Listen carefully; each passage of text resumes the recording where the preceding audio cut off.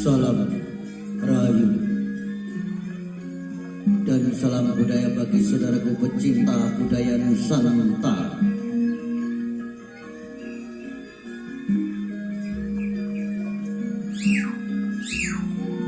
Kali ini kami akan mengangkat sebuah cerita rakyat karya Koper Minang Indu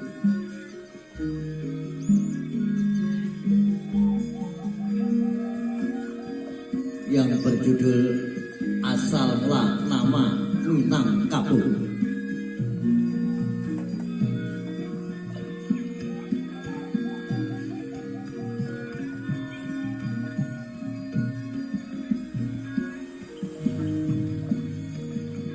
Dahulu kala pernah terjadi adu kerbau antara kerajaan Pagaruyung dengan kerajaan Majapahit yang dimenangkan oleh kerajaan Pagaruyung, sehingga daerah tersebut menjadi terkenal dengan sebutan Nagari Minangkabau.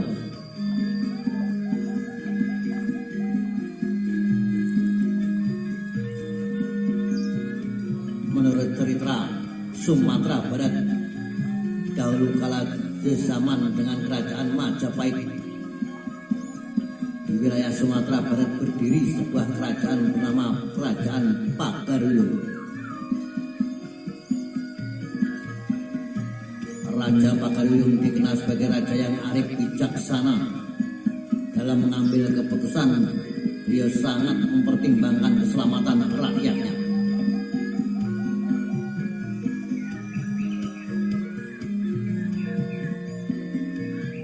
Pasukan Majapahit tiba di Pagaruyung pada suatu hari. Raja Pagaruyung mendengar kabar bahwa pasukan Majapahit dari tanah Jawa telah tiba di perbatasan kerajaan Pagaruyung.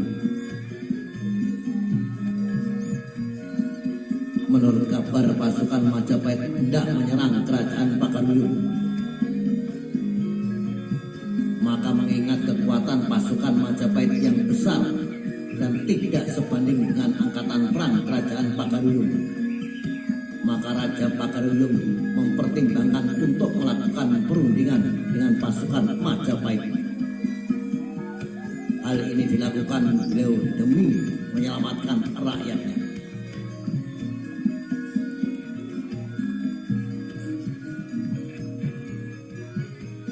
Raja Pagaruyung mengumpulkan Hulu Balang dan para panglima perangnya untuk membicarakan hal tersebut. Maka dia pun berkata, Hulu Balang dan para panglima perang, kalian saya kumpulkan di sini untuk membicarakan perihal pasukan Majapahit yang telah siap menyerang kita. Bagi saya musuh pantang dicari, datang pantang ditolak. Kalau bisa dihindari, tapi kalau terdesak kita hadapi. Tapi mengingat kekuatan pasukan Majapahit yang besar, saya khawatir akan jatuh banyak korban jiwa di pihak kita.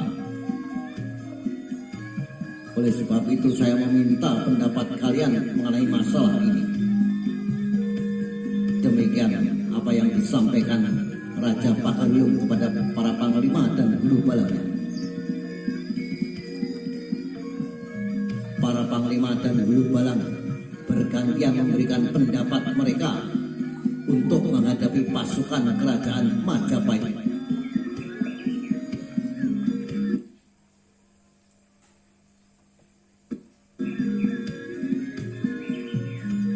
Akhirnya mereka sepakat dengan satu gagasan terbaik, yaitu kerajaan Pagaruyung akan menjamu pasukan Majapahit dengan sebaik-baiknya.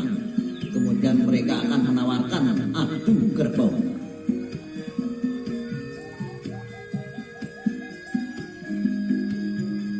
Jika pasukan Majapahit kalah adu kerbau, maka pasukan Majapahit bisa pulang dengan damai tanpa harus terjadi pertumpahan darah. Raja Pagaruyung kemudian meminta putrinya Datuk Tan Tejo Gerhanu dengan ditemani oleh dayang-dayang istana untuk pergi ke perbatasan menemui pasukan Majapahit dan menjamu mereka dengan hidangan-hidangan lezat.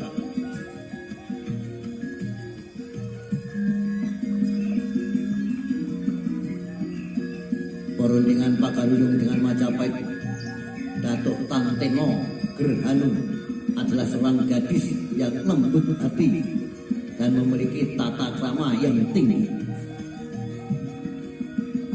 Dengan ditemani oleh dayang-dayang istana, Putri Raja Pagaruyung kemudian mendatangi kemah-kemah pasukan Majapahit di perbatasan. Mereka membawa banyak sekali makanan lezat untuk menjamu pasukan Majapahit. Sementara itu dari kejauhan pasukan Pagaruyung berjaga-jaga untuk mengantisipasi segala kemungkinan yang bisa terjadi.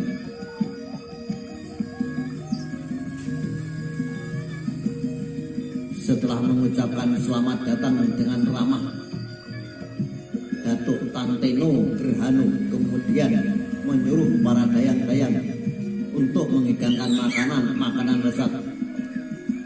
Hal tersebut membuat pasukan Majapahit terheran-heran.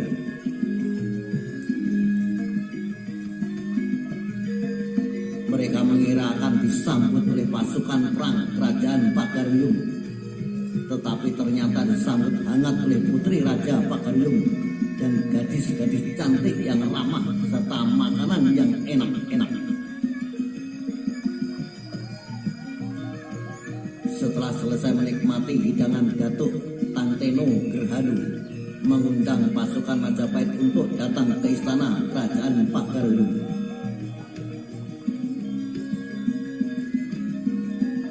Setibanya di istana kerajaan Pagaruyung, Raja Pagaruyung menyambut pasukan Majapahit dengan baik. Panglima Perang Majapahit menyampaikan kepada Raja bahwa Raja Majapahit memberikan tugas kepada mereka untuk merebut kerajaan Pagaruyung. Seketika suasana di istana kerajaan berubah menjadi tegang. Semuanya terdiam kaku. Adu gerbu antara Pagaruyung dengan Majapahit. Setelah terdiam beberapa saat, Raja Pagaruyung kemudian menawarkan adu gerbu kepada Panglima Perang Majapahit sebagai ganti peperangan dengan tujuan untuk menghindari pertumpahan darah.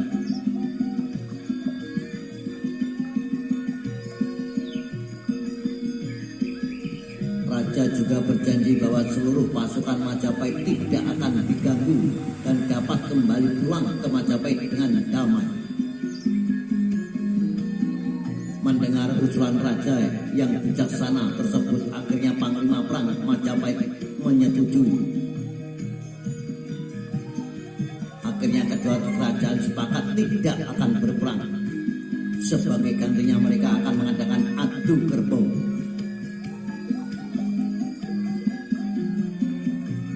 Dalam kesepakatan itu tidak ada ketentuan jenis maupun ukuran kerbau yang akan diadu. Kedua belah pihak kemudian bersiap-siap untuk adu kerbau.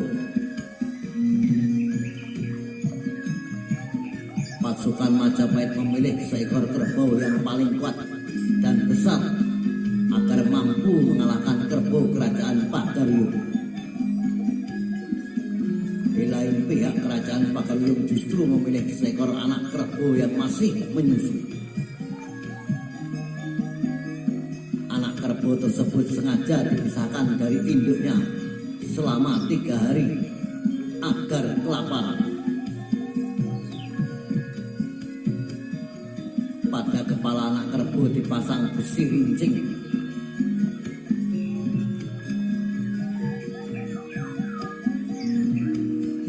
Asal mula nama Minangkabau, hari yang ditentukan pun tiba.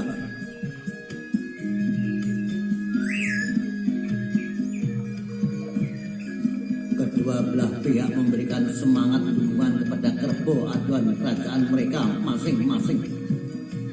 Setelah beberapa waktu berlalu, kedua kerbau tersebut dilepas. Kerbau milik pasukan Majapahit terlihat beringas dan liar.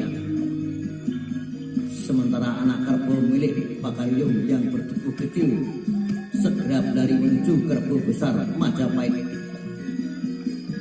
Rupanya si anak kerbau mengira bahwa kerbau besar Majapahit adalah induknya.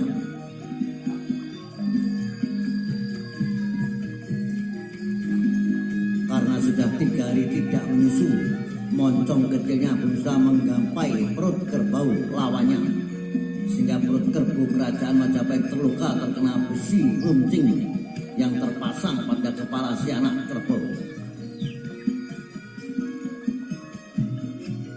Setelah beberapa kali terkena tusukan kerbau milik pasukan Majapahit, akhirnya roboh dan terkapar di tanah. Melihat kejadian itu, penonton dari pihak Pakaryung pun bersorak-sorak gembira. Manangkabau, Manangkabau, Manangkabau, teriak rakyat Pakaryung dengan gembira. Sementara para prajurit kerajaan Majapahit tertunduk lesu.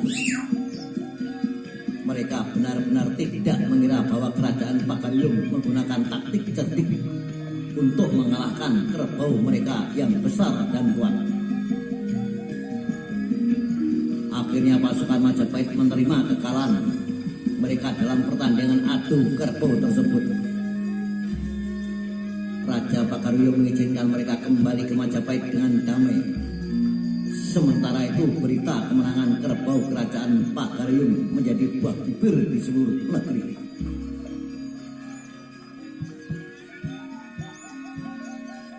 Manangkabau adalah bahasa penduduk setempat yang berarti menang kerbau. Akhirnya daerah itu dikenal dengan sebutan Manangkabau.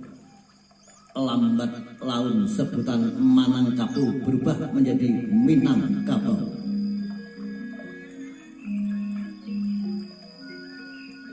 Sebagai upaya untuk mengenang peristiwa tersebut, penduduk negeri Pakaryung merancang sebuah rumah yang atapnya menyerupai bentuk tanduk kerbau. Rumah tersebut dibangun di daerah perbatasan kerajaan, tempat di mana pasukan Majapahit dijamu oleh putri Raja Pakaryung, Datuk Tanteno Gerhana.